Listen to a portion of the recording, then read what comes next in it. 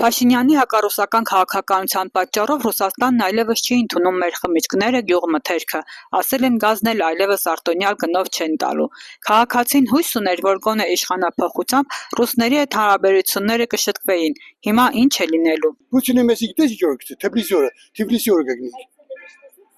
Ես ինչ-որ գուշակ եմ տեսնում ինչ պետք է անի վերջը։ Նույն ցավի սեղմե չոքսնագը մեզի։ Մենք ապրուց չունենք երբազա։ Ռուսը ասում է արտոնյալ պայմաններով որտեղ ինքը ոչ դիվանագիտություն ունի, ոչ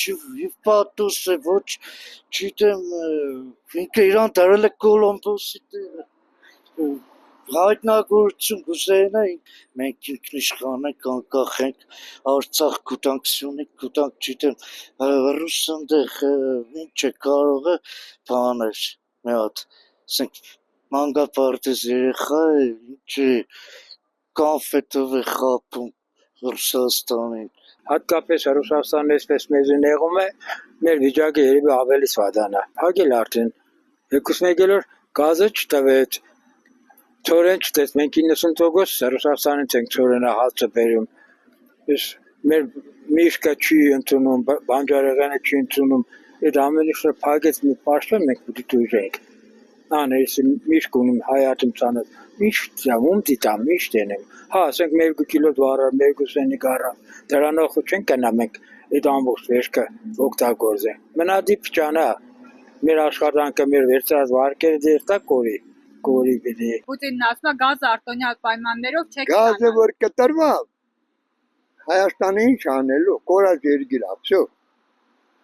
Գազն է ժողովրդին պահում, որ գազը կտրվա։ Հիմի ժողովուրդը նախդին գարդոն են վառում, գարդոն, ящикների գարդոն են վառում։